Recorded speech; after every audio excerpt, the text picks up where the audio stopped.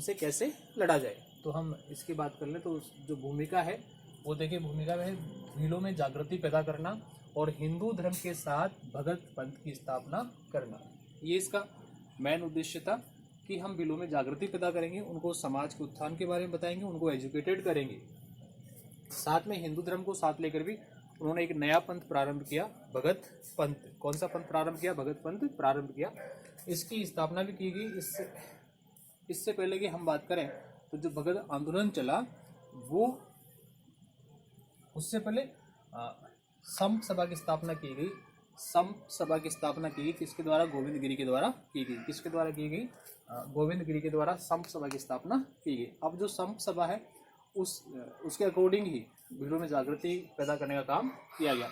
अब इसमें जो क्षेत्र हैं, इसमें जो एरियाज लिए गए हैं भगत आंदोलन के दौरान, कौन कौन से एरिया है तो हम पढ़ लें। मेवाड़ है, डूंगरपुर है, ईडर है, गुजरात है, विजयनगर है और मालवा है।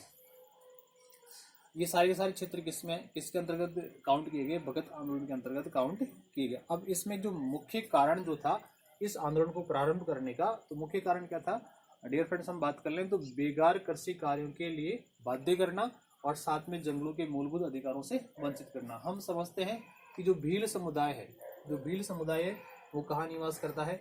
जंगलों में निवास करता है। और जंगलों में निवास करने के कारण ही उनसे जो उसकी प्रॉपर्टी है, उसकी जो जैविक संसाधन है, उनको छीना जा रहा था ब्रिटिश गवर्नमेंट के अधीनस्थ जो भी रियासतें थी उनके द्वारा। तो इन कारणों के कारण इन भील समुदायों ने गोविंद गिरी के नेतृत्व में कौन सा आंदोलन प्रारंभ किया? भगत आंदोलन प्रारंभ किया।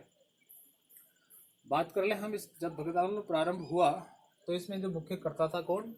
गोविंद गिरी। उनको 13 अप्रैल 1913 को डूंगरपुर शासक जो रियासत है, शासक थे, उनके द्वारा इनको गिरफ्तार कर लिया गया। जब गिरफ्तार कर लिया गया तो गिरफ्तार करने के बाद जो भील समुदाय था वो और ज्यादा आक्रोश हो गया। कुछ समय बाद गोविंद गिरी को रिहा कर दिया गया, लेकिन गोविंद गिरी ने हार नहीं मानी और उस हार नहीं मानने के बाद उन्होंने अक्टूबर 1913 में ही मानगढ़ की पहाड़ी, जो कि डूंगरपुर में है, मानगढ़ की पहाड़ी पर एक आम सभा का आयोजन किया गया। और उस आयोजन में जो आम सभा थी वो सभी भील सैनिक जो थे हथियारों के साथ उपस्थित हुए थे। जब ये आम सभा की खबर जो मानगढ़ पहाड़ी पर थी, इसकी खबर जब कहाँ पहुंची? प्रशासन के पास पहुंची, रियासत के पास पहुंची, तो उन्होंने उस भीड़ को हटाने के लिए किसका इस्तेमाल किया? गोलीबारी का इस्तेमाल किया। और उस गोलीबारी के दौरान लगभग माना जाता है कि 1500 भील उस गोलीबारी में मारे गए। अंत में हम बात कर लें तो गोविंद गुरु को भी उस संप सभा से गिरफ्तार किया गया और उन्हें 10 वर्ष की सजा दी गई। तो डियर फ्रेंड, ये था एक भगत आंदोलन जो राजस्थान के जनजातीय आंदोलन में से एक टॉपिक था। हम इसको तुरंत रिवाइंड करें तो आप स्क्रीनशॉट भी ले सकते हैं। इसको रिवाइंड करें तो हम देखें तो किस प्रकार से क्या है। भगत आंदोलन जो है वो भीलों में जागृति पैदा करना और हिंदू धर्म के साथ भगत पंथ की स्थापना करना है। इसमें संप सभा की स्थापना की गई। संप सभा जो है गोविंद गिरी के द्वारा स्थापित की गई। क्षेत्र जो है इसमें आपका मेवाड़, डूंगरपुर, ईडर, गुजरात, विजयनगर और मालवा है। कारण क्या है इसका आंदोलन का? बेकार कृषि कार्यों के लिए बाध्य करना। रियासतों के द्वारा जो शासक थे उनके द्वारा बेकार कृषि कार्यों के लिए बाध्य किया गया भीलों को और जंगलों के मूलभूत अधिकारों से वंचित किया गया। क्योंकि हम जानते हैं कि जो जंगल है या जो भील हैं वो जंगलों में निवास करने वाले होते हैं। और जनजाति कौन सी होती है? जो जंगलों में निवास करते हैं। गोविंद गुरु को 13 अप्रैल 1913 को डूंगरपुर रियासत के द्वारा गिरफ्तार कर लिया गया। इसके कुछ समय बाद उन्हें छोड़ दिया गया और छोड़ने के बाद उन्होंने फिर अक्टूबर 1913 में मानगढ़ की पहाड़ी पर एक आम सभा का आयोजित किया हथियारों के साथ। लेकिन प्रशासन को इसकी खबर मिली और प्रशासन ने इस भीड़ को गोलीबारी के माध्यम से हटाने की कोशिश की और इस हटाने के चक्कर में लगभग 1500 भील मारे गए और अंत में गोविंद गुरु को 10 वर्ष की सजा दे दी गई। तो डियर फ्रेंड, ये था हमारा भगत आंदोलन।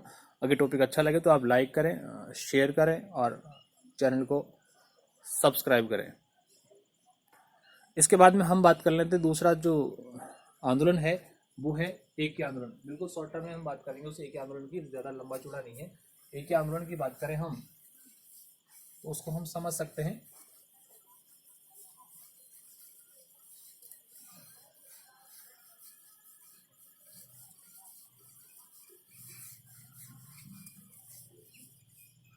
एक के आंदोलन की बात करें, दूसरे नंबर का एक के आंदोलन है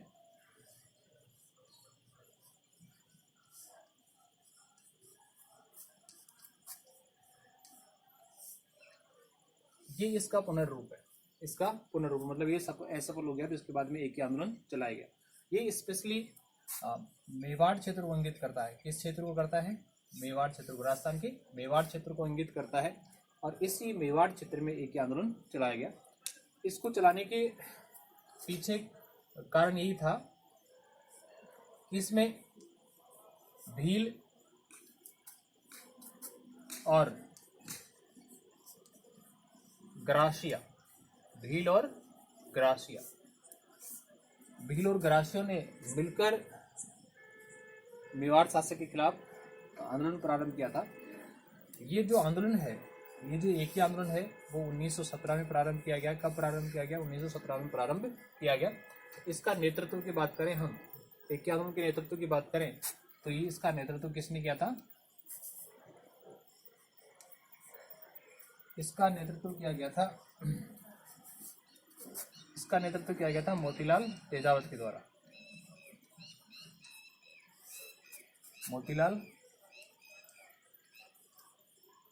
तेजावत के द्वारा इसका नेतृत्व किया गया था। डियर फ्रेंड, तो ये था।